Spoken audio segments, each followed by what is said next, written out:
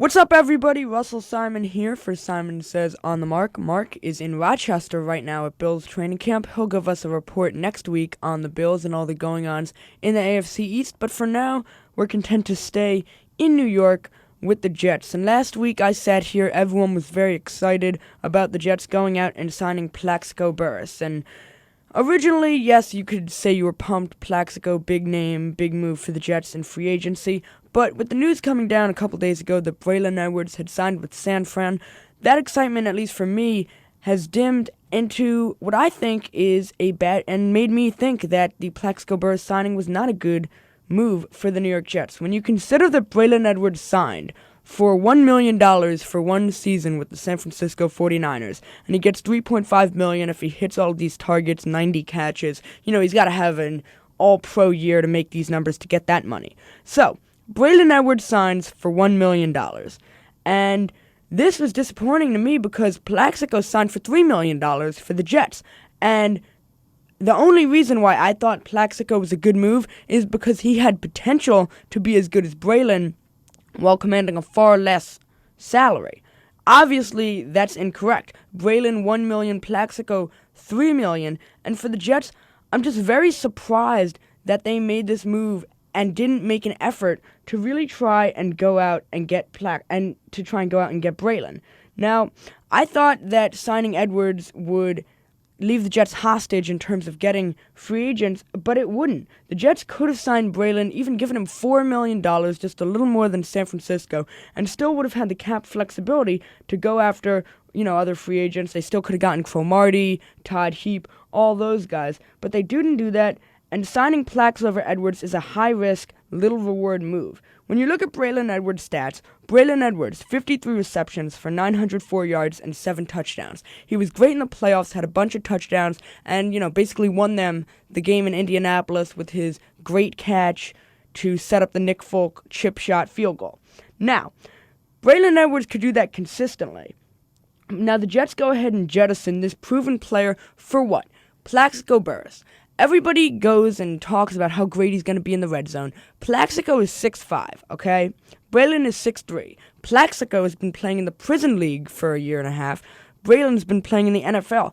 From an athletic standpoint, Plaxico Burress is, we don't really know. He sprained his ankle in, the first day of training camp he was in. But Braylon Edwards, we know he's athletic. That catch against the Colts just proves it to you. He went up and can catch that ball. Plaxico could do it? Maybe, but Braylon Edwards can make all the plays that Plaxico can, certainly. And at his best, if Plaxico Burress has a great season for the Jets and is a big success, he will be as good as Braylon Edwards. This is a high risk. They're paying him $3 million. This is not, and he's going to be their number 2 receiver. They just go out and get Derek Mason also. So you've got Santonio Holmes, Derek Mason, and Plaxico Burress. But Plaxico, they're going to need for Plaxico to put up numbers, and there's a lot of question marks surrounding his game. He just got out of prison. Everyone's going to be hyperventilating about how good he's going to be just because Mike Vick went out of prison, and next thing you know, boom, he's one of the best players in the league. But this is a dangerous assumption to make. For a quarterback, Mike Vick could do it. He always had the speed. He always had the athleticism to come out of prison and do that. Plaxico Burress did not. He was a big receiver. He never run blocked well. And he took a lot of plays off, if you remember watching for the Giants. And he never really put up huge numbers. And for Braylon Edwards, a guy who's going to give you 60 catches and 6 touchdowns, basically guaranteed, to go with Plaxico, who has a million question marks. We haven't seen him play in years. And, a guy who shot himself in the foot, literally, to go with him over Edwards, I think is a mistake. Also, I've heard a lot of people say that they got rid of Braylon and they didn't want him because of character issues. Yeah, he may have started a bar fight last week. There was a minor altercation. But to me, this is obviously ridiculous. You look at the Jets. The Jets have a coach who started a series of videos that were risque to say the least. A quarterback who was heavily involved with a 17-year-old when he was 24. It was on Deadspin, the whole thing.